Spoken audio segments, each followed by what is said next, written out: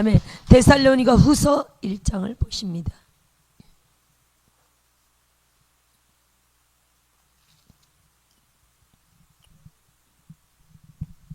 데살로니가 후서 3장까지 있네요. 데살로니가 후서 1절부터 읽습니다. 바울과 실로아노와 디모데는 이렇게 말하고 있죠. 바울과 실로아노와 디모데는 후서에 이렇게 말하고 있는데, 자 보세요. 늦게 오신 분들이 계셔서 1장을 다시 본다면 여기 2장에 데살로니가 후서도 첫 번째 바울과 실로아노와 디모데는 이렇게 그들이 쓴 편지거든요. 그들이 동행하면서, 세 분이 동행하면서 이렇게 행한 기록을 지금 데살로니가 교회에 편지하는 내용입니다. 근데 전서 1절을 한번 볼까요? 똑같이 데살로니가 전서도 1절에 똑같이 이렇게 나옵니다. 바울과 실로아노와 디모데. 그러니까 이 세 사람의 행적이라고 봐야 되겠죠. 이들의 행한 행적을 데살로니가 교회에 편지로 보내는 내용이다, 이렇게 볼 수 있고요. 자, 왜 이걸 다시 봤냐면은 1장 7절을 한번 볼까요? 1장 7절 찾았습니까? 1장 7절. 1장 7절 뭐라고 나오고 있죠? 시작. 우리는 그리스도의 사도로서, 이렇게 말하고 있죠. 누가요? 바울과 실로아노와 디모데가 그리스도의 사도다.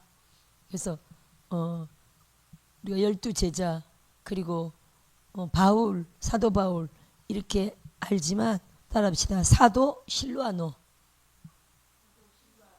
사도 디모데, 사도 바나바, 그 외에도 또 여러분들이 계십니다. 근데 사도에 대해서 말씀드리자면 따라합시다. 지금도 여전히 사도 시대다. 그걸 이해해야 됩니다. 사도 시대는 끝났다 뭐라고 이런 말들을 하고 있지만 절대로 성경적인 말이 아닙니다. 성경적으로는, 자, 에베소서를 다시 볼까요? 에베소서 4장.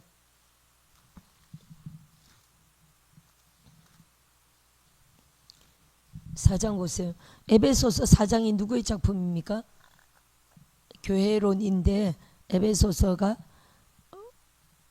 바울의 작품입니다. 사도 바울의 작품이 있거든요.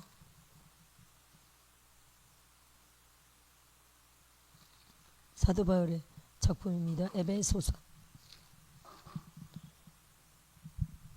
사도 바울의 작품입니다. 그래서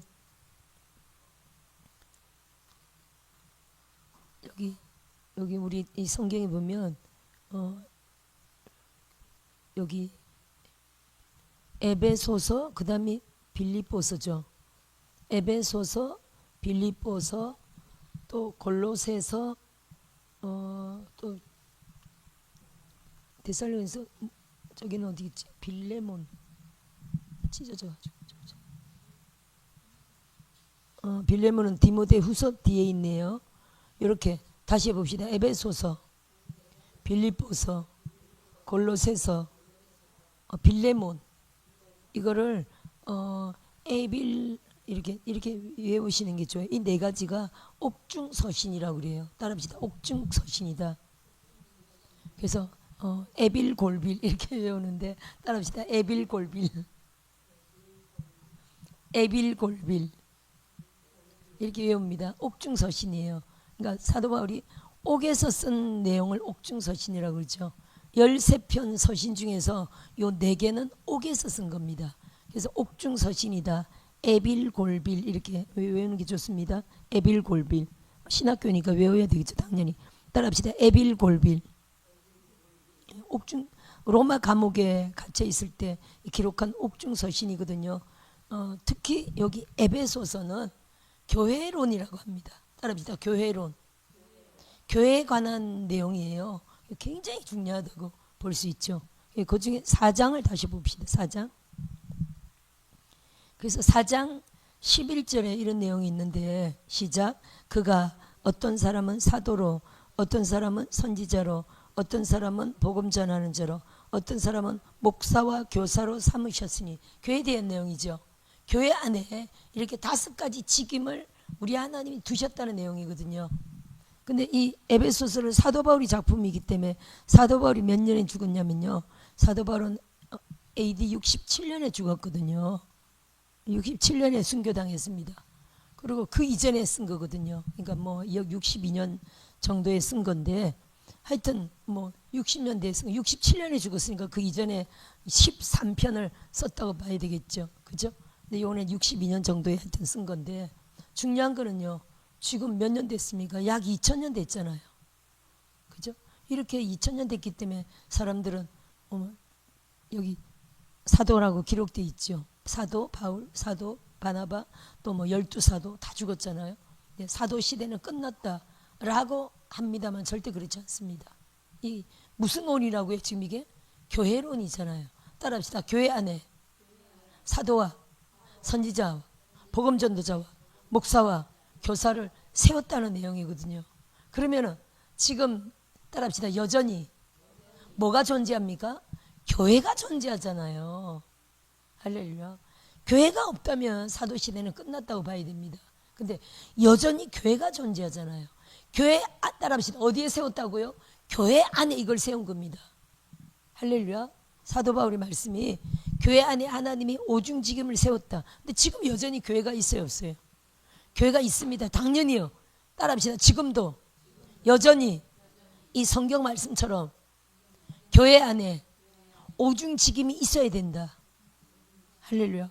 교회 안에 여전히 오중직임이 있어야 돼요. 단지 이런 것들을 사도시대는 끝났다라고 하고 사도사역을 교회 안에서 인정을 안 하니까 사도적인 능력이 안 나타나는 거예요. 선지자 안 나타나는 거예요. 단지 지금의 한국교회가 대부분 뭐만 인정합니까? 목사, 교사, 복음전도자는 부흥사거든요. 복음전도자만 한국교회가 인정하죠. 이 3가지만. 이 3가지만 인정해서도 한국교회가 세계 제일 가는 교회로, 대형교회로 성장했죠. 아멘. 근데요, 지금 한국교회 위기를 맞았잖아요. 몸짓만 같이 교회 안에 온갖 악한 영들과 타락과 미혹과 이단들이 막 들어와 있잖아요. 교회 안에 막 음란과 중독이 막 들어와 있잖아요. 교회 안에 목사님들도 얼마나 음란으로 팍팍 무너졌습니까? 얼마나 중독으로 막 무너졌습니까? 얼마나 만몬령에 사로잡혀서 막 무너졌습니다. 무너졌습니까, 여러분? 이게 왜입니까, 여러분? 사도와 선지자를 무시해서 그래요. 사도가 하는 일은 뭡니까? 물론 사도가 하는 일은 교회를 팍팍 세우고, 신학교, 지금 말하면 교회를 막 세우고 신학교를 막 세우고, 이게 사도적인 영이고요. 또 주사역이 뭡니까? 따라합시다. 주사역은 아니, 가르치고 전파하는 거는 지금의 목사님들이 다 해. 목사, 복음전도자, 교사들이 다 하는 게, 오중사역자들이 다 하는 게 가르치고 전파하는 거예요. 특히 사도들의 특징은 뭡니까? 예수님이 하신 그대로 귀신 쫓고 병 고치는 거예요. 사단의 나라를 주방하고요, 하나님 나라를 세우는 게 사도들의 특징이에요. 12사도가 한 게 뭡니까? 회개하라, 천국이 가까웠느니라. 가르치고 전파하면서 그들의 모든 사역은요, 귀신 쫓고 병 고쳤거든요. 할렐루야. 이 귀신 쫓으면 옛날부터 이단이라고 했잖아요. 지금 이제 그런 말이 많이 사라졌겠죠? 할렐루야. 우리는 33년 교회인데 초창기부터 귀신 쫓는 교회를 시작했죠. 귀신 쫓고 병 고치는 사역을 시작했죠. 설교 은사로, 하여튼 가르침과 설교 은사로 사역했고요. 예수님이 하신 가르치고 전파하고 귀신 쫓고 병 고치는 요 사역을 그대로 행하는 교회로 출발했죠. 지금은 점점 더 하나님이 강력하게 해주셔서 이렇게 교회들을 세우는, 종들을 세우는 교회로 성장하게 하셨지만 이게 정답입니다. 할렐루야. 사람이 많고 적고를 떠나서 주님이 하신 사역 그대로 하는 교회들이 되어야 할 줄 믿습니다. 그러한 종들이 되어야 할 줄 믿고요. 에베소서를 폈죠. 그렇게 에베소서가 교회론인데 거기는 사도가 있었다는 거예요. 아멘. 그럼 다시 데살로니가 후서로 바울과 실라노와 디모데가 사도입니다. 따라합시다. 우리 교회 안에서도 사도를 인정하고 사도를 세우고 사도를 장려하고 또 사도가 데려가고 사도가 되는 게 특별한 자격이 있는 게 아닙니다. 우리 예수님 시대 사도가 누구였습니까? 대부분 갈릴리 어부들이었잖아요. 할렐루야. 이해되십니까 여러분?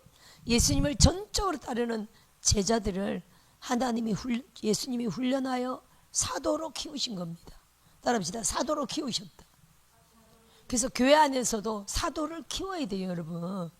근데 사도의 뜻이요 정확하게 그 로마 시대 때 예수님이 만든 언어가 아닙니다. 황제가 쓰던 언어였습니다. 황제가 그가 점령한 지역으로 사람을 파송하면서 사람을 당신이 특사로 보내서 거기에 지역을 다스리도록 임명하면서 너는 사도다. 그걸 로마어로는 아포스톨로스. 따라봅시다. 아포스톨로스라고 임명했죠. 그걸 사도라고 했습니다. 그러니까 이거는 일반 사람이 보내는 게 아니라 황제가 보내는 특사, 황제의 특명으로 그 지역에 임명된 보낸 사람을 아포스톨로스라고 했어요. 그럼 그들이 하는 일은 뭡니까? 그들은요 그 땅을 다스려요. 그 땅을 정복해요. 그 땅을 다스려요. 그 땅에 있는 사람들을 지배해요. 아멘. 자기들이 나라로 그 고난 안에서 그들을 정복하고 다스리고 하는 겁니다. 황제의 명으로. 그걸 사도라고 했거든요. 근데 주님이 그 당시에 엄청난 높은 상위 최고 높은 1%의 직분이잖아요. 황제가 보낸 왕 아니면 집정관 아니면 뭐 총독 아니면 그런 자들인데, 근데 예수님이 그 언어를 그대로 써가지고 어부들, 갈릴리의 미천한 어부들을 택해가지고 지금 거의 12제자들인데 거의 세리 뭐 이렇게 뭐 그런 자들인데 그들을 예수님이 훈련시켜가지고 내보내면서, 어디로 내보낸다고요? 각 지역으로 내보내면서 너희들은 아포스톨로스다 이렇게 명했다는 거예요. 무슨 뜻입니까? 너희들이, 그러니까 황제가 자기의 그 지역을 주면서 정복하고 다스리고 그들을 이렇게 다스리라 이런 명령을 한 것처럼 예수님도요 각 지역으로 보내면서 너희도 하나님의 나라를 그곳에 이루고 그들 정복하고 다스리라. 사단의 나라를 추방하고 하나님의 나라로 그 땅을 정복하고 다스리라. 그곳에서 복음을 세우라. 이런 의미로. 그 예레미야 1장 9절부터 말씀이죠. 예레미야에게 내가 네 입에 내 말을 주었노라 라고 하면서 내 말로 그것을 이렇게 넘어뜨리고 파멸하고 무너뜨리고 이런 말씀을 하죠. 한번 볼까요? 더 정확하게. 그리고 심고 세우고 이렇게 내가 그것들을 10절에 1장 10절에 보라 내가 오늘 너를 여러 나라와 여러 왕국 위에 세워 내가 그것들을 뽑고 파괴하고 파멸하며 뽑고 파괴하며 파멸하고 넘어뜨리며 건설하고 심게 하였느니라. 사단의 나라를 추방하고 그 지역에서 하나님의 나라를 세우고 통치하고 다스리는, 그걸 뭐라고 그랬다고 예수님이? 아포스톨로스다, 사도다 이렇게 명하셨다는 거예요. 그럼 다시 가봅시다. 데살로니가후서 1장. 바울과 실로아나 디모데는 사도로, 우리는 그리스도의 사도다. 아까 전서에 그랬죠. 사도로 예수님의 명을 받고 지금 이 어느 지역에 가서 지금 복음을 전하고 있는 겁니다. 자 보세요. 하나님 우리 아버지와 주 예수 그리스도 안에 있는 데살로니가 인의 교회에 편지하노니 하나님 아버지와 주 예수 그리스도로부터 은혜와 평강이 너희에게 있을지어다. 3절 한번 읽어볼까요? 형제들아 우리가 너희를 위하여 항상 하나님께 감사할지니 이것이 당연함은 너희의 믿음이 더욱 자라고 너희가 다각히 서로 사랑함이 풍성함이며. 이 무슨 말입니까? 아니 바울과 실로아노와 디모데가 데살로니가인의 교회에 가서 한참 동안 뭐 기간은 안 나오지 않지만 거기를 걸치면서 복음을 전했다는 거죠. 그래서 그 사람들을 다 알고 있다는 거예요. 이게 뭐 몇 주간 몇 달이었는지 모르지만 거기서 사역하면서 그 데살로니가 영혼들을 막 사역했었다는 거죠. 그 이후로 너희의 믿음이 자라고 너희가 서로 사랑함이 풍성함을 이제 들었다는 거예요. 4절 보세요. 지금 편지로 그렇게 말하는 겁니다. 그러므로 너희가 견디고 있는 모든 박해와 환난 중에서 너희 인내와 믿음으로 말미암아 하나님의 여러 교회에서 우리가 친히 자랑하노라. 그러니까 그들이 지금 박해가 있고 환난, 그리스도인들을 엄청 핍박하던 시대였으니까요. 요때가 이제 데살로니가 전서를 쓸 때가 약 죽기 전 약 한 15년 전 일 정도 보거든요. 바울의 전도 기록 중에 죽기 한 15년 전입니다. 하여튼 바울의 생애 동안 참 그리스도인들의 그 핍박이 많았죠. 그러니까 모든 박해와 환난 중에서 이들이 인내와 믿음으로 말미암아 그들이 오직 인내로 그래도 믿음을 지키는 것 때문에 여러 교회에서 사도 바울과 이 팀들이 막 데살로니가 교인들이 신앙이 좋다고 막 칭찬한다는 거예요. 자랑한다는 거예요. 이 사도들이 교회들마다 다니면서 누구를 칭찬한다고요? 데살로니가 교인들을 칭찬한다는 거예요. 우리가 어떤 칭찬인지 한번 볼게요. 5절 보세요. 이는 하나님의 공의로운 심판의 표요. 무슨 말입니까? 너희가 인내로 하나님 앞에 믿음을 지킨 것을 하나님이 칭찬으로 자랑으로 지금 보상케 하신다는 거죠. 그들을 존귀하게 높이시고 명예롭게 높이시고, 그러면 하나님이 말로만 이렇게 자랑하고 칭찬하게 하실 거예요? 그들이 전 삶에도 은사로 은혜로 갚아주고 또한 삶 가운데 여러 가지로 보상으로 축복으로 갚아주시겠죠.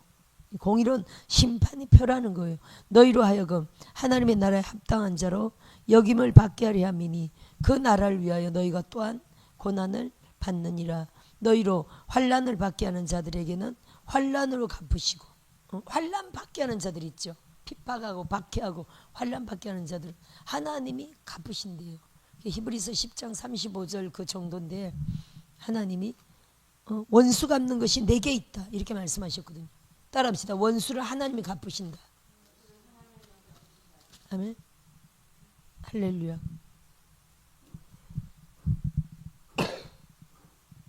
30절이네요. 히브리서 10장 30절에 원수 갚는 것이 내게 있으니 내가 갚으리라 이렇게 말씀하셨어요.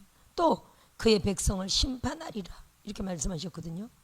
그래서 우리에게 환난을 주는 사람은 오히려 심은 대로 환난으로 갚아준다는 거예요. 우리에게 막 환난이 있게 하는. 그러면서 7절에 보세요. 환난을 받는 인내와 믿음으로 받는 우리에게는 하나님이 안식으로 갚아주신대요. 이게 하나님의 공이다. 그러면서 주 예수께서 자기의 능력의 천사들과 함께 하늘로부터 불꽃 가운데 나타나실 때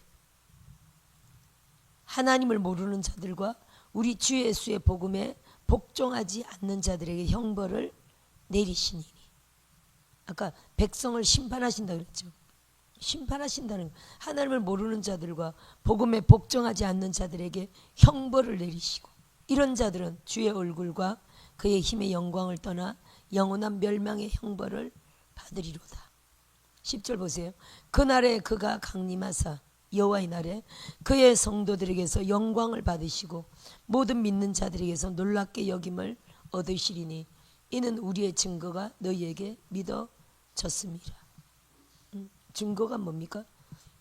사도 바울을 통해서, 사도들을 통해서 나타나는 복음의 증거. 그래서 여러분, 복음의 증거가 사실은 뭡니까? 말씀과 함께 나타나는 표적입니다.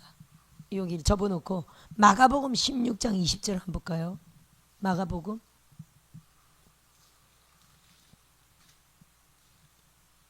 그래서 은혜와 은사가 계속 쌓이면요, 믿는 자로서의 표적이 사실은 나타납니다. 때가 되면.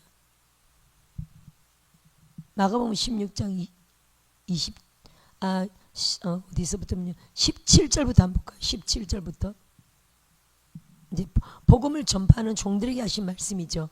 15절에도 온천에 다니며 만민에게 복음을 전파하라 라고 하면서 복음을 전파하는 종들에게 하시는 말씀이에요. 17절부터 시작. 믿는 자들에게는 이런 표적이 따르리니 곧 그들이 내 이름으로 귀신을 쫓아내며 새 방언을 말하며 뱀을 집어올리며 무슨 독을 마시라 할지 해를 받지 아니하며 병든 사람에게 손을 얹은 나으리라. 즉 믿는 자들에게는 이런 표적이 나타난다는 거예요. 누구에게 한 말이라고요? 주님의 제자들에게. 위에 14절에는 11제자에 11제자 그리고 또 뭐 70인 제자도 있었고 지금 엄청 많은 제자들이 정말 주님을 따르고 주님의 뜻대로 살며 주님의 복음을 전하고자 하는 이러한 믿음의 종들이 제자들입니다. 근데 정말 이런 제자들에게 표적이 따른다는 거예요. 그러면서 이게 표적이 뭡니까? 귀신 쫓고 방언 말하고 또 사단 뱀을 집어올리고 무슨 독을 마시를 제대로 받지 않고 병든 사람에게 손 얹은 즉 치유 역사 이런 모든 것들이요 믿는 자들의 표적이라는 거예요. 복음 전도자들에게 주시는 믿는 자의 표적이라는 거예요. 따라합시다. 복음 전하는 자들에게 주시는 믿는 자의 표적이다. 그러면 지금 복음 전하는 자가 누굽니까? 복음 전하는 자가 많이 구체적으로 우선은 목사입니다. 그렇죠? 복음 전하는 자가 목사입니다. 그리고 또 뭐 전도사고 또 집사님 권사님들도 충만해서 막 복음을 전하는 자들이 있습니다. 그럼 복음 전하는 자들은요 따라합시다. 당연히 귀신 쫓아야 돼요. 이건 표적이라고 하셨거든요. 그래서 하여튼 나는 복음을 전하는 전도자다라고 한다면요 따라합시다. 전도자는 당연히 귀신을 쫓는다. 당연히 방언을 말한다. 할렐루야. 그리고요 뱀 사단이죠. 사단을 다스린다는 거예요. 집어 올린다는 거예요. 사단을 집어서 팽개치겠죠. 우리 삶 가운데 사단을 뱀을 집어 올려서 주방하겠죠. 뱀을 집어 올린다는 건 뱀을 잡는다는 거잖아요. 땅꾼이 뱀을 집어서 들어 올리잖아요. 이게 땅꾼이 뱀을 잡는다는 뜻입니다. 따라합시다. 복음 전도자는 땅꾼이다. 땅꾼이 뱀을 무서워해야 안 무서워해요?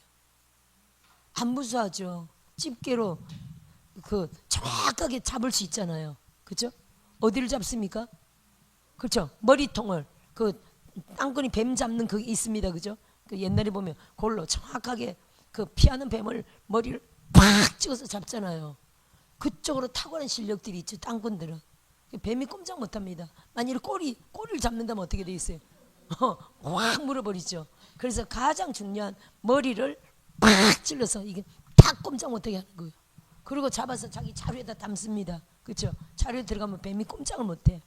이렇게 뱀을 집어 올린다는 게 땅꾼의 사명인데 우리 믿는 자들이 따라합시다. 나는 복음 전도자로서 땅꾼의 사명이다. 땅꾼의 사명입니다. 아멘. 어제 누구를 기도했나?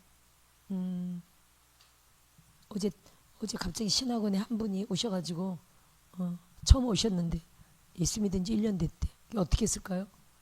바로 그날 성령 주고 방언을 쳤죠. 그러면서 성령 주고 방언 주면서 가장 많이 한 게 뭘까요?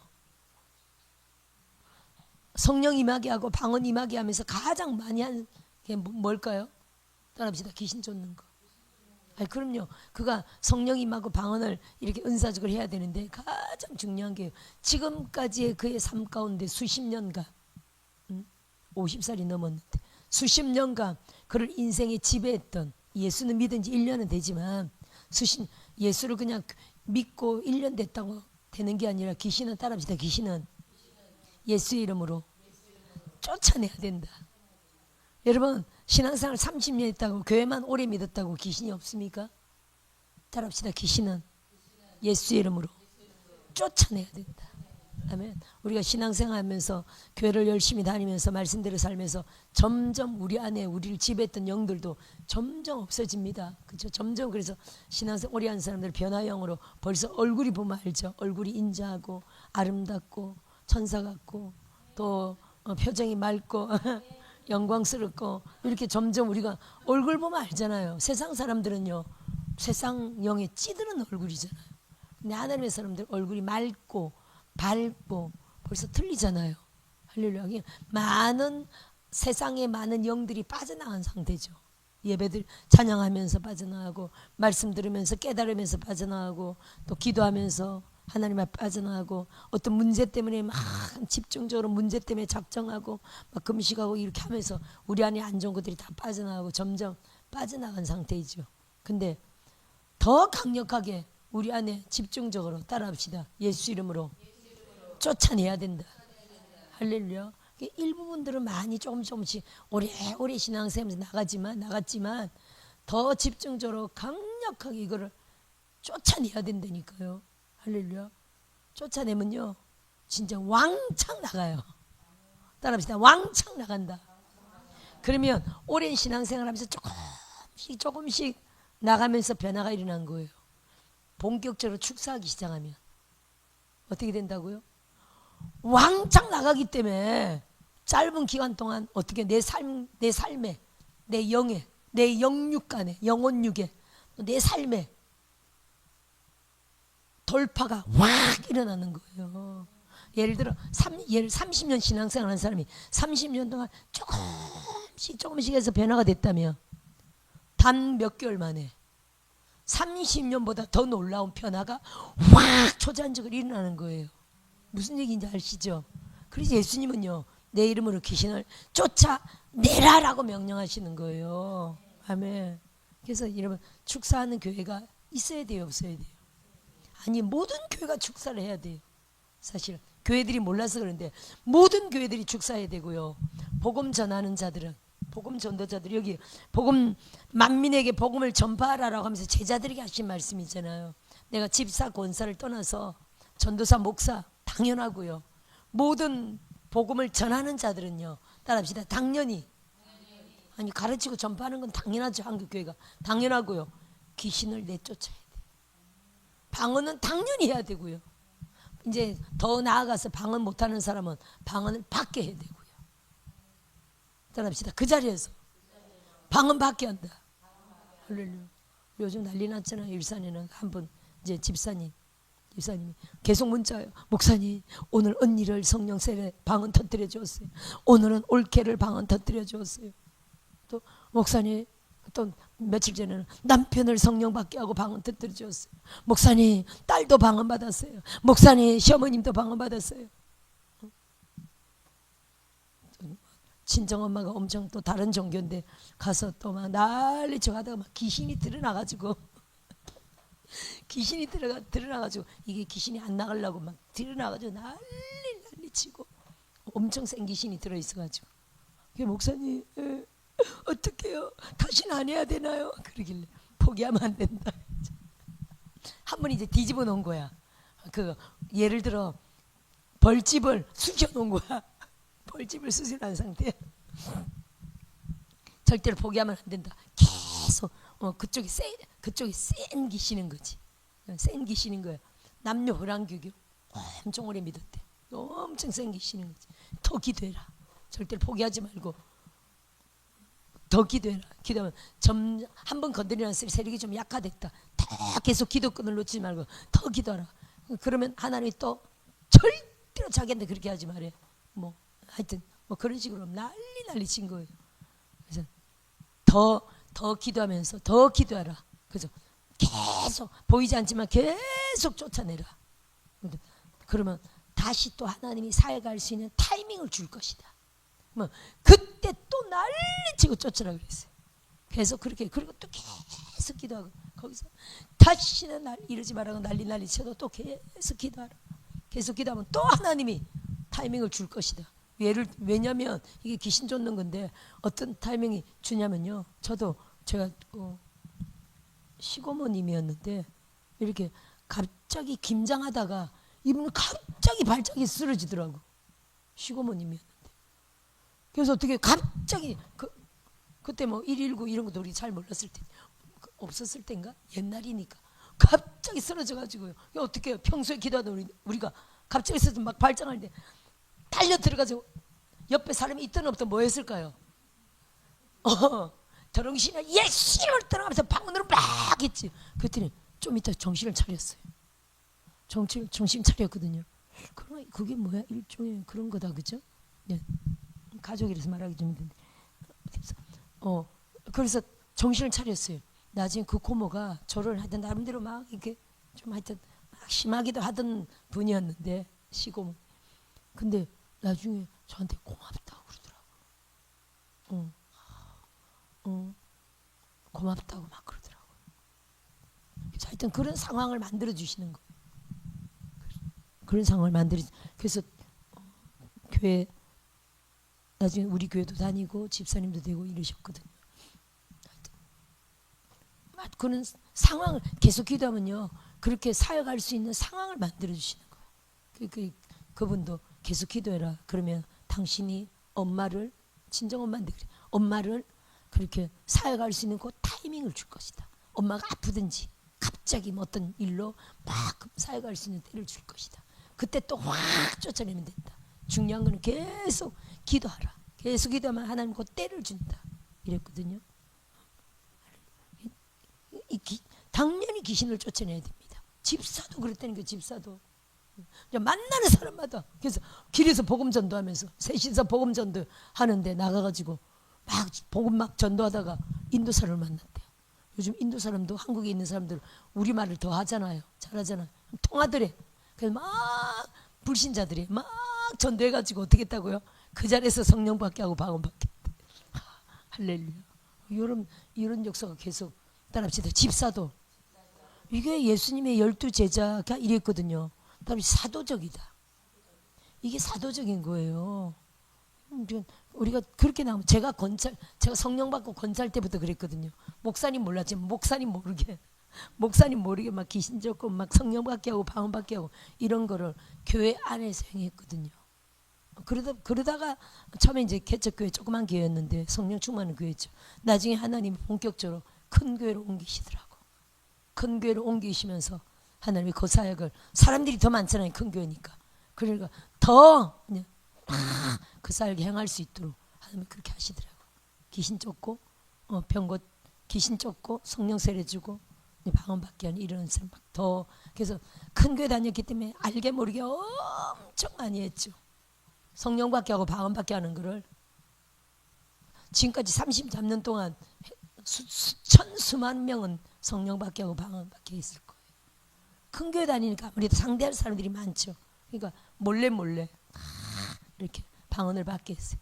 큰 교회니까 방언 못 받은 사람들도 엄청 있더라고요. 그러면 손잡고 기도만 하면 바로 방언이 임했었어요. 이 원리를 가르쳐주고 제게 깨달은 대로 이 원리를, 성령이 전이 된다는 거, 불같이 바람같이 생수같이 기름같이 이렇게 흐르고 전이 된다는 거를 가르쳐주면서 하여튼 손잡고 기도하면 그들이 이해하고 사모하기만 하면요, 손잡고 기도하기만 해도 방언을 룰룰룰룰 이렇게 룰룰룰룰, 어떤 사람 룰룰룰룰룰 혀가 덜덜덜덜 떨면서 붙잡고 기도하면 또 한참 성령 충만할 때라 룰룰룰룰룰 방언이 임하더라고. 방언을 따라하세요라고 방언을 주려고 하다 보면 벌써 방언이 임해 있어. 룰룰룰룰 있어. 엄청 많이. 그들이 깨달았을 때, 그렇구나라고 깨닫고 마음을 열고 이걸 받으려고 할 때 바로 임하더라고. 근데 경우에 따라 가끔 100에 1명 정도는 가끔 이런 사람이 있었어요. 신앙생활을 예를 들어 좀 오래 했는데 여러 가지 그런 쪽으로 해요. 뭐 방언에 대한 안 좋은 걸 많이 들었다든지 이미 고정적으로 뭐 그런 걸 뭐 가르쳐서 하는 건 교습 방언이다, 뭐 이상한 소리, 절대 그거 아니거든요. 영적 원리가 가르쳐서라도 하면 방언이 임해요. 그래서 교회 세운 사람도 있고 기도하는 사람들도 있거든요. 우리 권사님들도 다 할 수 있다고요, 없다고요? 지금 권사님들도 다 할 수 있다고요, 없다고요? 아니 아니 집사님들 그렇게 난리치고 하는데 권사님들도 이렇게 오래 믿은 분들인데 다 방언밖에 할 수 있다니까요. 그걸 지금 하나님이 계속 얘기하는 거죠. 목사님들은 당연하고요, 그죠? 목사님들은 당연하고, 목사님들은 기본적으로 해야 되고, 아이고 박사님 목사님한테 가가지고 성령 받게 해야 되겠다, 그렇게 하면 안 되는 거예요. 이제 따라합시다. 누구든지, 임 목사님 누구든지 걸리기만 해라. 이제 교회 세웠으니까 설립 예배 언제 드려요? 5월달입니까?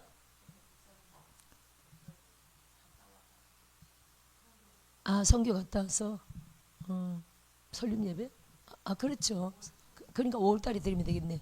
이제 5월달에 세우면은 이제 간판 딱 해놓으면 사람들이 올 겁니다. 그죠? 그러면 따라합시다. 교회 태어나서 오늘 처음 왔어요. 그런 사람 더 쉽다니까요. 저희 33년 경험 동안 보면은 저 태어나서 교회 처음 왔어요. 그런 사람 있을까요, 없을까요? 있어요. 불교권에 있다가 하여튼 온갖 고생 다 하고 온 사람들 있어요. 교회 처음 왔어요. 그런 사람은 따라합시다. 요때다. 잘 걸렸다. 할렐루야. 딱이에요. 뭐 방언에 대해서 성령에 대해서 아무것도 모르는 게 오히려 더 낫다니까요. 그렇게 하시고 아이고 이제 교회 처음 왔는데 이 사람은 학습 세례도 6개월이잖아요. 대한민국 법원 그런 거 따지지 말고 따라합시다. 고넬료 집에 갔을 때 세례 안 받았어도 성령부터 받았잖아요. 설교하는데 성령이 막 임했어. 성령 받은 자들을 어떻게 세례를 안 줄 수 있냐고 그렇게 사도행전 10장 44절부터 쭉 보면 나오잖아요. 이렇게 불로 성령을 받았는데 어떻게 물로 세례를 주는 걸 그 말이요. 그러니까 물 세례 받고 성령 세례 받아야 된다. 그런 게 어디 있어요 성경에. 그렇죠? 그러니까 교회 처음 나온 사람은 아무것도 모르니까 아이고 좀 더 알아야 되고 가르침 받아야 되고 학습 받아야 되고 세례 받아야 되고 또 그리고 더 성령도 배워야 되고 방언의 은사도 배워야 되고 그때 방언의 은사가 임해야 된다. 이거는 내 생각이고요. 내 생각이고요. 베드로가 가서 예수에 대해서 막 증거하는데 성령이 막 예언이 임하고 방언이 막 임했잖아요. 할렐루야. 따라합시다. 처음 예수 믿어도 바로 성령 받고 방언할 수 있다. 저의 경험은 처음 믿는 사람은 오히려 더 빨랐어요. 그래서 처음 이제 예수 믿기로 작정했습니다. 그죠? 이제 구원받은 겁니다. 그 사람들은 따라합시다. 신빙이 더 신선하다. 신선하다니까요. 그들에게 그들이 우선은 영의 세계를 압니다. 우리 한국 문화가 무당도 있으니까 영의 세계를 알죠. 무당들이 뭐 쪽집게 이런 것도 있잖아요. 뭐 미래도 그죠? 막 이런 게 하여튼 영의 세계가 있어서 맞추고 이런 게 합니다. 그래서 그 무당도 악령을 의지하여 그런 역사를 하죠. 그렇죠? 하죠. 그래서 무당이 어딥니까? 뭐 작두위 타잖아요.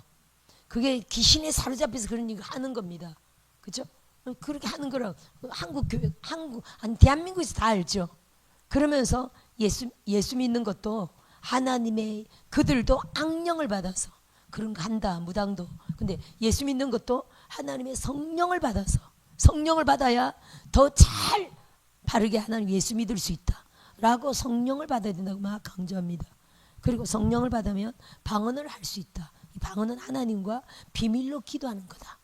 여기까지 설명하고 막 난리치고 성령을 받아야 된다 방언을 받아 난리치면요 그렇게 좋은 거면 빨리 주세요 그러시더라고 그 할머니가 처음에.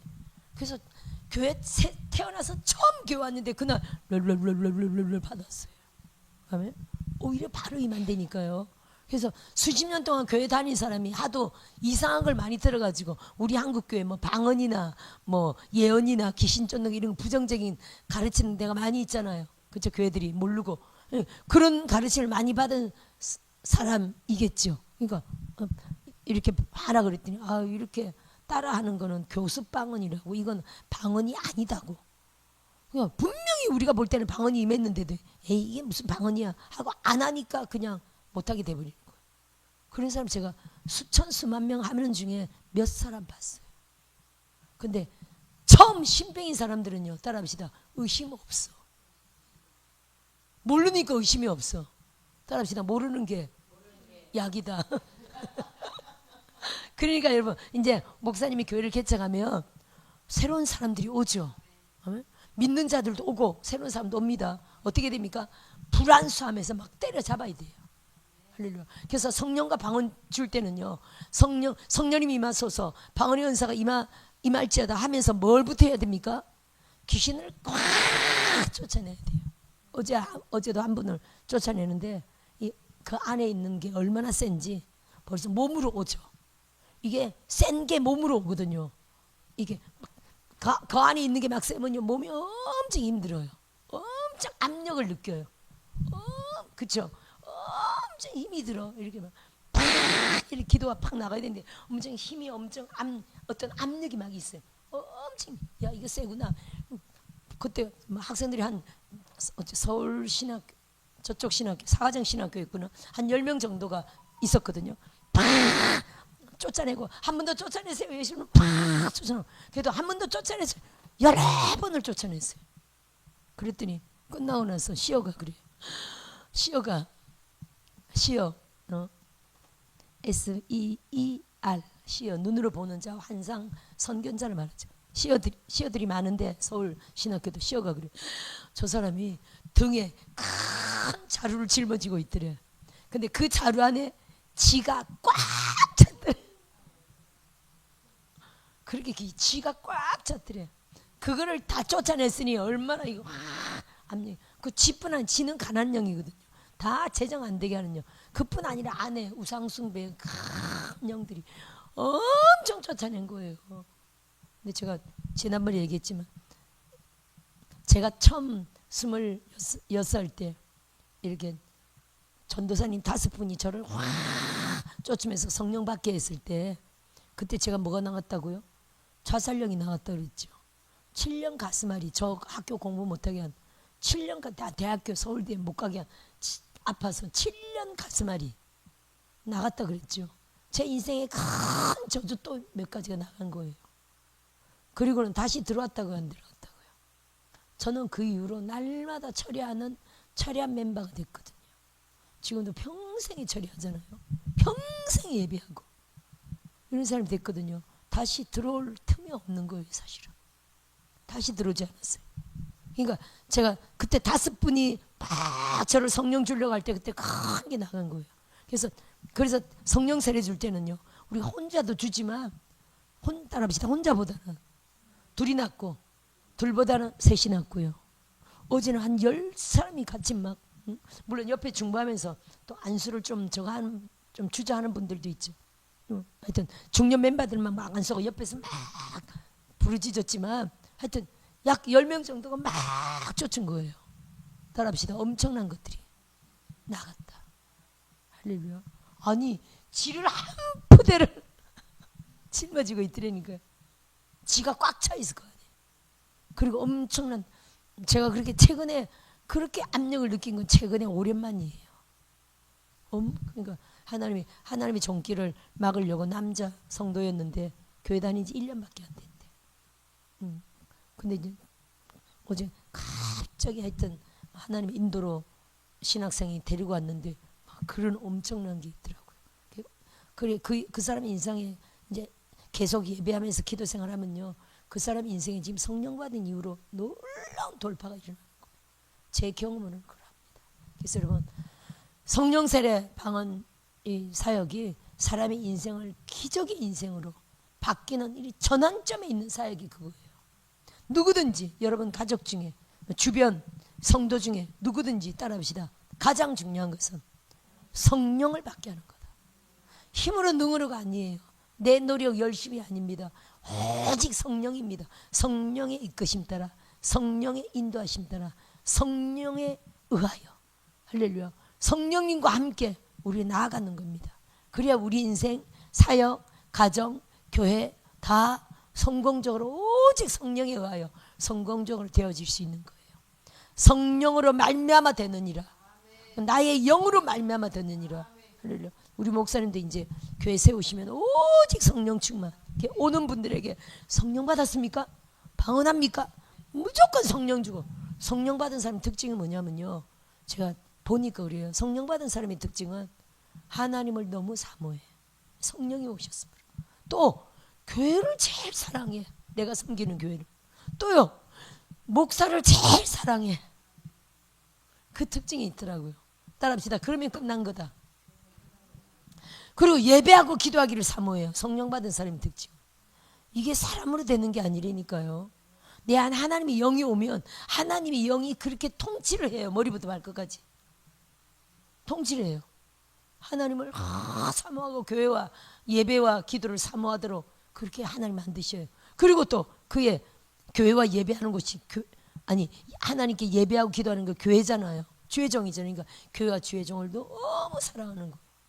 호박 하나도 갖고 오고 그냥 뭐 필요 먹을 거 있으면 가져오고 그저 헌신하려고 그러고 성령 받으면 그래요. 할렐루야. 그래서 여러분 우리 교회 사역이 성공하려면요 성령 받게 하면 됩니다.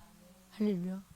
그러면 교회와 주의 종들이 필요를요 진짜 몇 사람 아닌데도 다 채워요. 성령이. 따라합시다. 성령님이 다 하게 하신다. 개척하면 사람 몇 명 안 되죠. 그렇죠? 그런데도요 성도들을 통해서 교회 필요를 다 채운다니까요. 기적으로. 성령을 받으면 그래요. 성령 안 받으면요 주의 종이 뭐 배가 고픈지 돈이 필요한지를 전혀 몰라요. 근데 성령 받으면요 성령님이 그렇게 통치를 해요. 아 교회에 쌀이 필요한가 보다. 성령님이 알게 하셔요. 뭐 꿈이든 어디든 뭐 다 알게 하셔요. 돈이 필요하다 다 알게 하셔요. 가마 감동으로 다 왜 갑자기 한 분이 그래요. 자기도 어려운데 자꾸 100만 원이 헌금하고 싶더래요. 알파에 100만 원이 헌금하고 싶더래요. 자기도 어려운데 그냥 예배만 오면 100만 원을 감동이 잡아. 자기가 100만 원을 하나님께 드려야 된다는 마음이 자꾸 오더래요. 자기도 어려워. 요즘 사업도 안 되고 남편 사업도 안 되고 어려워. 그제 하여튼 오면 자꾸만 감동이 와서 할 수 없이 감동이 와요. 순종해서 드렸대요. 그러면 그 드렸을 때가 교회에 꼭 100만 원이 필요할 때였다 아니었다? 이해되시죠 여러분? 전대 교회에 100만 원이 꼭 필요할 때니 하나님이 성령이 하시고 성령 받은 하나님 사람들이 자꾸만 성령이 감동을 하시는 거예요. 여러분만의 순종해서 딱 드렸죠. 그리고 바로 아들이 대학교에 장학생이 돼버린 거예요. 그 축복을 딱 열어주신 거예요. 따라서 순종했을 때는 하나님이 그냥 네 거 100만 원 뺏으려는 목적이 아닌 거예요. 하나님이. 아니 그분이 간증하기를 하나님이 그렇게 나는 어려운데 하고 싶게 하더니 세상에 목사님 하나님이 이 기적을 주시려고 아들이 장학생이 딱 돼버린 거예요. 더 벌었지. 그죠? 따라합시다. 더 벌었다. 장학생을 만들어주려고 하나의 테스트에 딱 합격한 거예요. 교회적으로는 그 필요를 딱 채우고. 그러니까 숫자가 얼마 안 돼도 하나님이 그 필요를 다 채우는 거예요. 따라합시다. 성령이 하신다. 교회를 성령이 통치하세요. 아멘. 성령이 통치하세요. 우리가 재작년에 그 교회로 일산 교회로 옮겨올 때도 얼마나 재정이 많이 필요했습니까? 약 1억의 재정이 들어왔다 그랬잖아요. 개척교회가 약 1억의 재정이 들어오는 건 이건 초자연적인 기적이죠. 그렇죠? 개척교회가. 근데 그 여러분들 중에 여러분들 참 많은 간정을 갖고 있는데 한 분 같은 경우는 이렇게 기도만 하면 그분 음성을 잘 듣는 분이요. 기도만 하면 통장을 털어라 그러시더래요. 기도만 하면. 또 아니요. 난 자기는 어렵다고. 그 통장이 어떤 통장인지 알아. 남편 모르는 통장이 하나 있었어. 자기가 나중에 이제 개척할 때 그거를 쓰려고 조금 남편 모르게 모아놓은 돈이 있었는 거. 나중에 그거 이제 그게 720만 원이 들어있었어요. 근데 통장을 털어라. 이거 교회 올 때마다 음성이 통장을 기도만 하면 기도에 붙들리면 통장을 털어라. 그걸 바치는 뜻이었어요. 그러면 그래서 한 7, 8, 10번 지금 숫자는 확실하지 않은데 하여튼 여러 번에 이분이 할 수 없이 자기도 어려운데 그분도 남편 사업에 대출받은 것도 있고 자기도 너무 어려운데 할 수 없이 순종해서 하나님께 드렸어요. 그러면 그 돈이 교회에 다 필요했다 안 필요했다? 우리가 그 옮기는 과정에 잔금 그걸로 딱 잔금 치른 거예요. 잔금 치르고 지금 일산 들어온 거예요. 그 720만 원으로 잔금 치른 겁니다. 잔금 날짜가 다가오는데 돈이 없어서 같이 계속 기도하고 있었죠. 그랬더니 성령이 그 사람한테 돈 있는 걸 알고 계속 통장을 털어라. 통장을 털어라. 하여튼 또 이사 오고 나서 일이죠. 이사 오고 나서 한 분에게 기도만 하면 계속 감동이 집에 있는 금. 야, 그 지금 있었으면 엄청 비쌀 텐데, 그죠? 지금은 70만 원 됐다며요. 그러니까 100만 원까지 올라간대요. 뭐 그때는 좀 아니었지. 하여튼 그때 금을 많이 바쳤는데 이분이 교회만 와서 예배만 드리면 이렇게 확 뜨겁게 사로잡히고 하면 그때 이제 음성이 따라합시다. 뜨겁게 사로잡히면 음성이 들린다. 너무 그분이 그렇게 막 하나님 앞에 기도하면 집에 있는 금을 싹 팔아서 하나님께 드리고 싶은 마음이 생기더래요.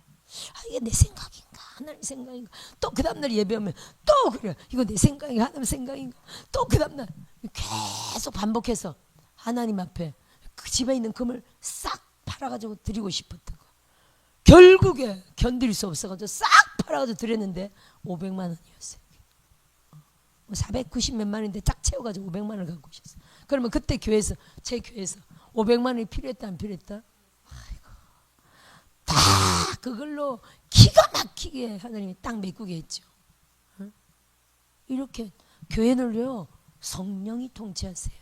아니 사람 많고 적고 간에 성도들에게 성령을 받게 하고 방언으로 기도하고 뜨겁게 기도하고 하나님 만나게 하고. 그럼 성령 충만하면요 각 사람마다 어떤 사람은 환상을 잘 보고 어떤 사람은 음성을 잘 듣고 감동을 잘 받고 이 성령이 다 하시거든요.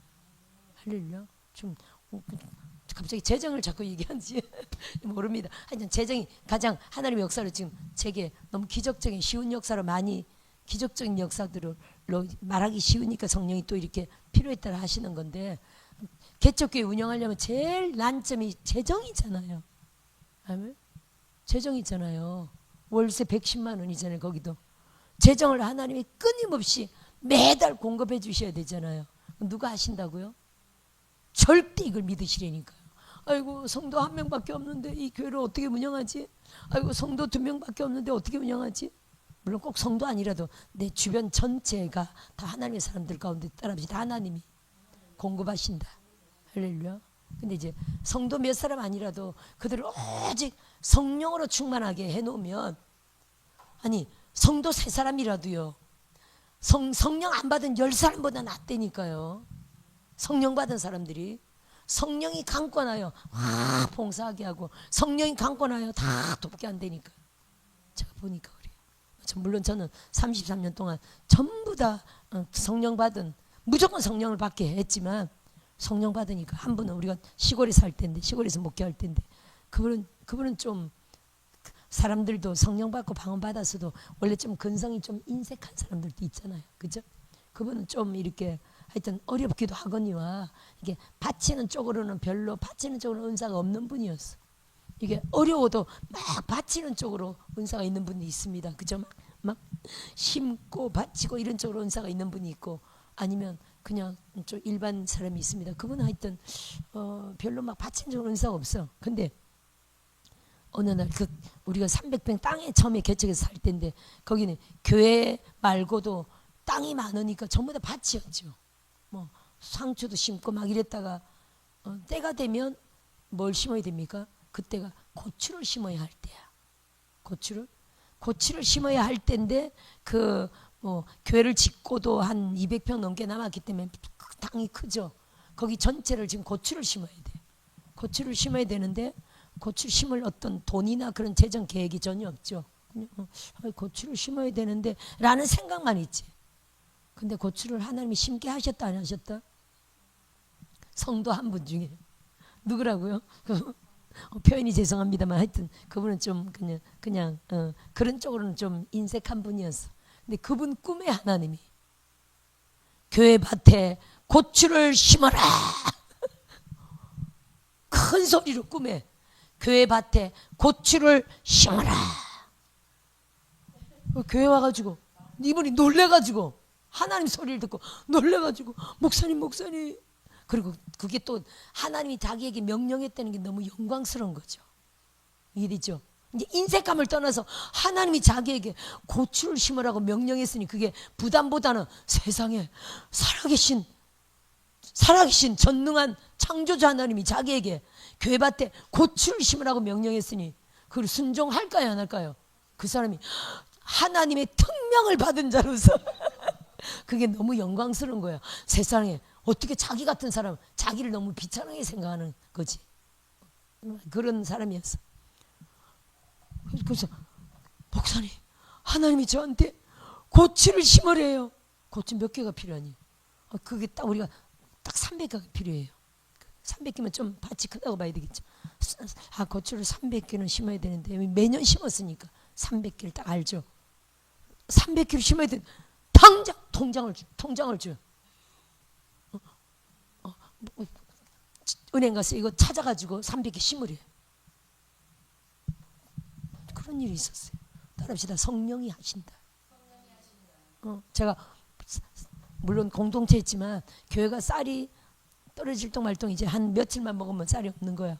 그럼 미리 쌀을 사야 되겠죠. 한 번도 33년 동안 교회 쌀을 떨어뜨린 적은 없었어요. 벌써 쌀이 조금 남아있으면 미리 쌀이 들어와야 돼. 그렇죠? 그러죠. 집안도. 근데 그렇다고 제가 하나님 쌀을 주세요 이러는 사람은 아니죠.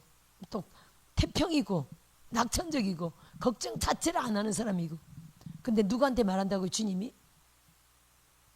꿈에 어떤 분이 꿈에 놀래가지고 40km를 남편하고 트럭 타고 트럭으로 쌀을 가지고 왔어요. 그래서 뭐 교회 쌀 떨어졌죠 이러는 거예요.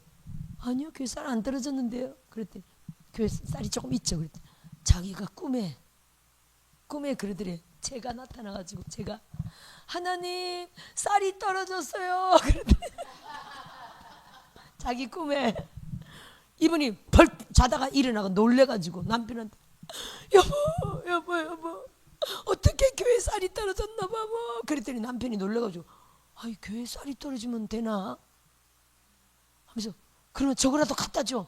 그때 그분들은 무슨 그런 농사하고 관계 있었나 봐. 그러니까 40kg 반가마 있죠. 반가마가 있었지. 우리 사 먹으니까 반가마가 없죠. 20kg잖아. 20kg 10kg. 아니 교회 쌀이 떨어지면 어떡해.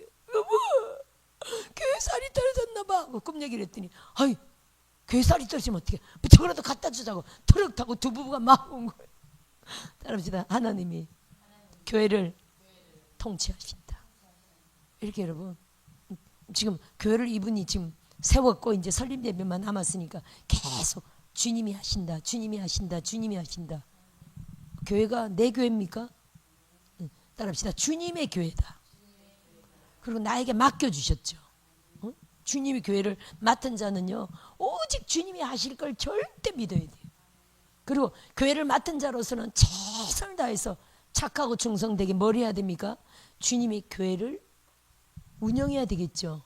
그게 첫째로 뭡니까? 전심으로 예배하고 전심으로 기도하는 거. 할렐루야. 교회를 위협하는 악한 영들이 얼마나 많습니까?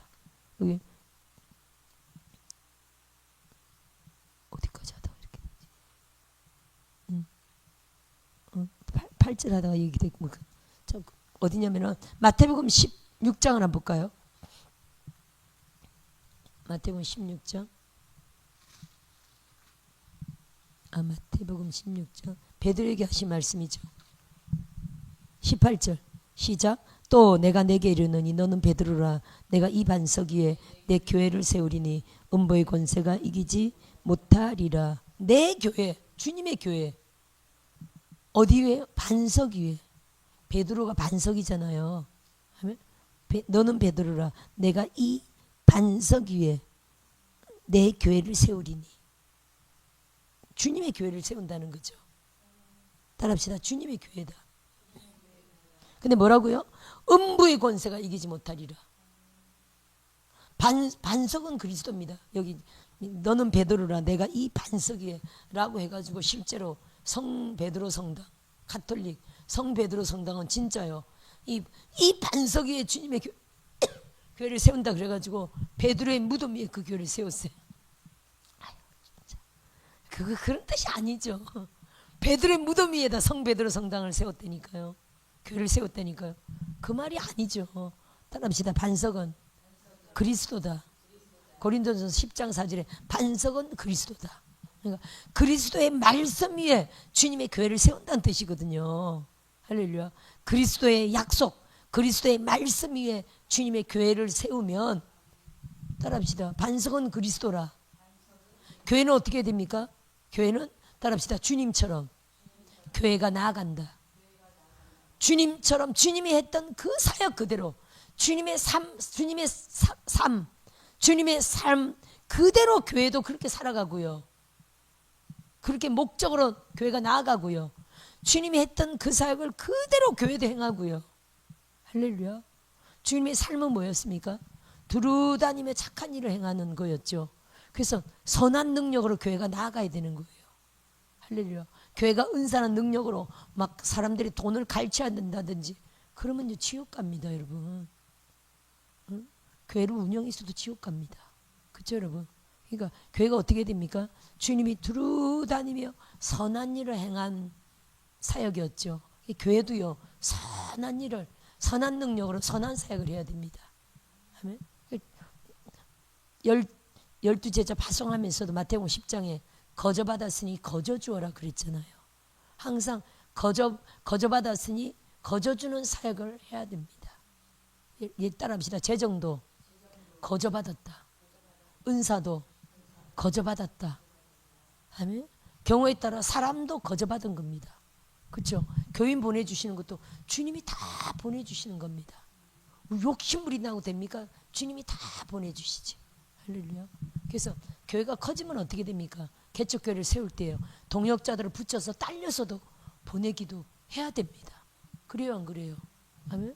우리는 지금 뭐 교회가 작지만 교회가 작아도 누군가 딸려서 가고자 하면 축복해 줘야 돼요, 하면 축복을 해줘야 돼요. 해줘야 되죠. 아멘. 해줘야 됩니다.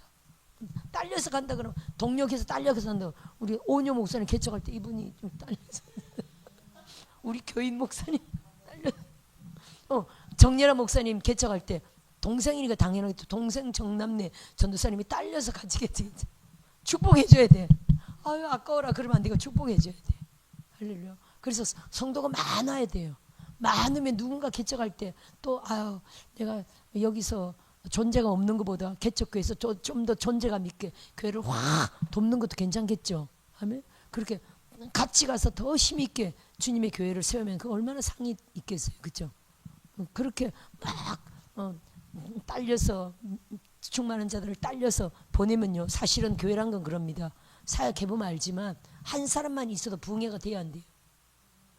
그럼 임 목사님 모시고 혼자 모시고 예배 드릴 때가 많이 있었어요, 없었어요?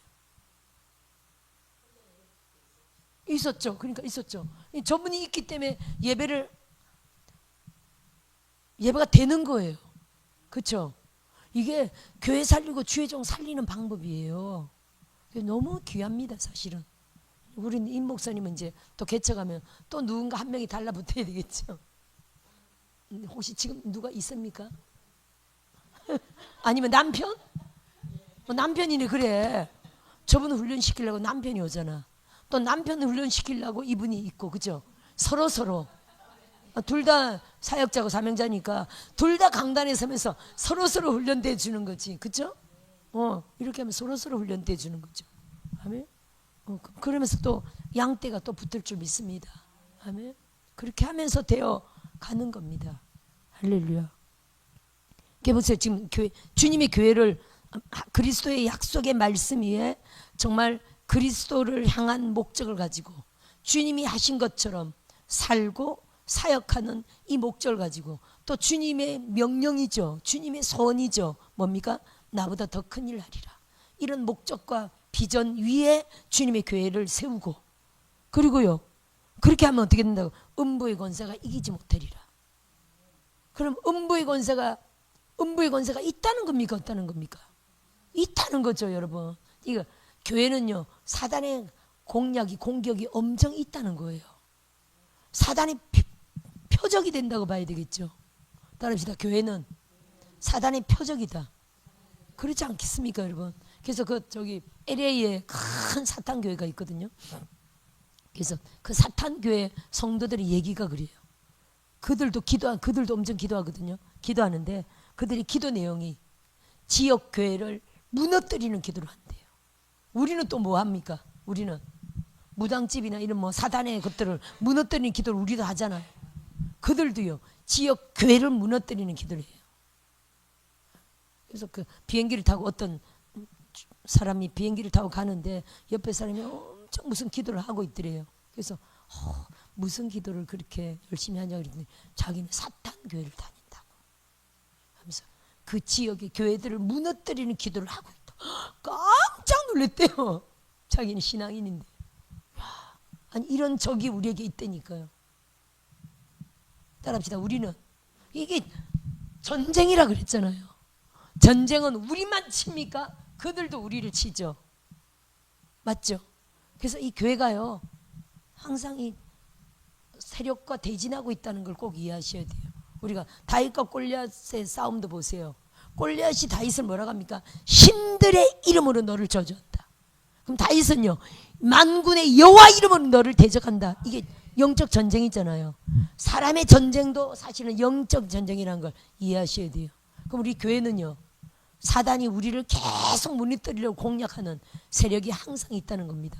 근데 어떻게 하면요 그리스도의 말씀이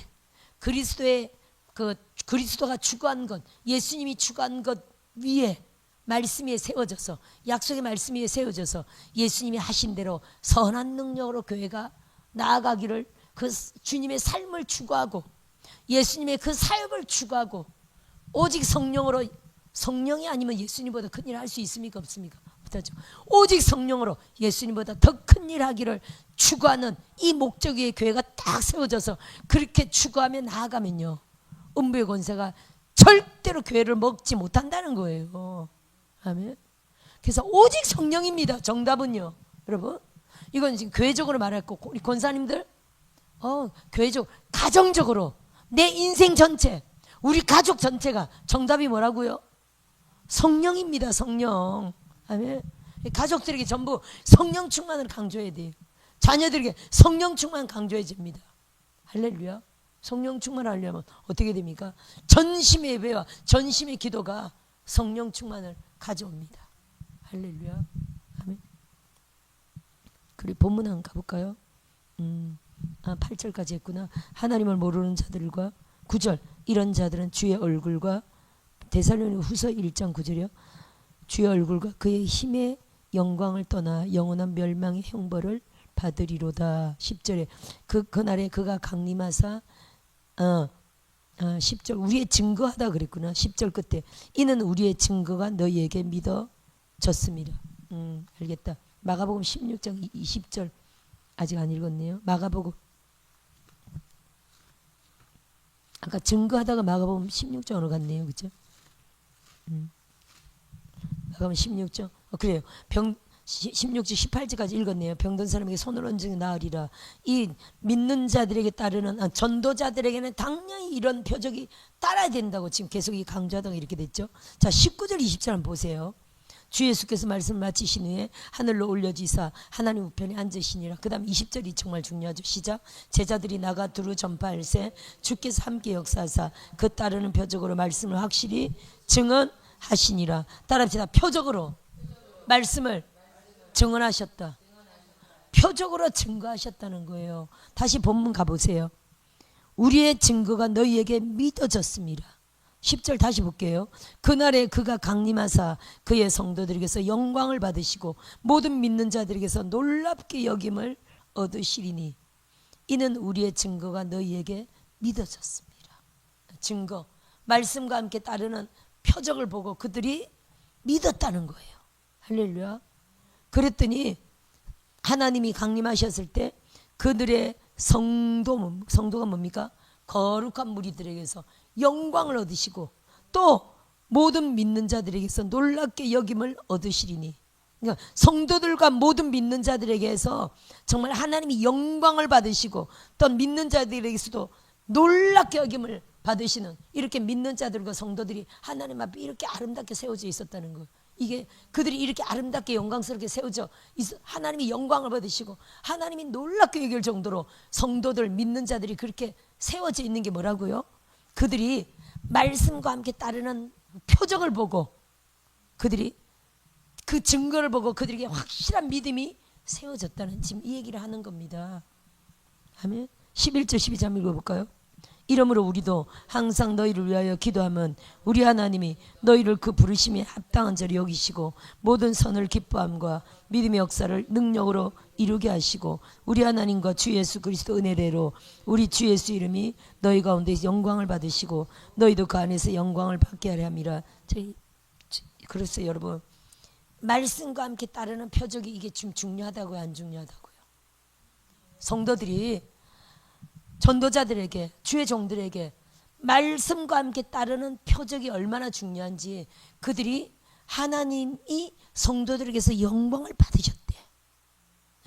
믿는 자들에게서 하나님이 놀라움을 받으셨대요. 놀랍게 여기셨대요. 그렇게 성도들이 아름답게 세워지고 자라나 있었다는 거죠. 뭐와 함께? 뭐 때문에? 주의 종을 통해서 복음과 함께 따르는 표적이 그들에게 확실한 믿음으로 세워졌다는 거예요. 따라서 표적이 확실한 믿음으로 성도를 세웠다는 거죠. 할렐루야. 그리고 이런 사역이요, 성도들에게 성령과 함께 은사적으로 막 일하잖아요. 그러니까 성령의 통치가 그들을 영광스러운 하나님의 성도로, 사람들로 세웠다는 거예요. 정말 귀한 믿음을 하나님께 올려드리는 믿는 자들로 그들을 세웠다는 거예요. 그래서 그날에 주님이 강림하실 때 그 성도들을 다 받았다라는 얘기죠. 받는다라는 얘기죠. 아멘. 그래서 보세요. 모든 선을 기뻐함과 믿음의 역사를 능력으로 이루게 하시고, 또 그리스도의 은혜대로 주 예수 이름이 너희 가운데서 영광을 받으시고 너희도 그 안에서 영광을 받게 하려 함이라.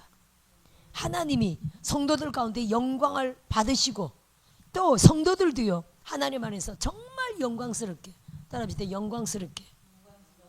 우리가 모든 영광을, 우리 삶에 일어나는, 교회 가운데 삶 가운데 일어나는 모든 역사를 통하여 하나님께 모든 영광을 올려드리면요, 하나님이, 따라합시다. 우리도 하나님이 영광스럽게 하신다. 맞습니까? 영광스럽게 하셔요. 주의 종들을 영광스럽게 하세요. 우리 믿는 자들을 영광스럽게 하세요. 그 영예롭게 하고 높이시고 존귀하게 하고 위대하게 하신다니까요. 아멘. 믿읍시다. 아멘. 할렐루야. 이게 뭡니까?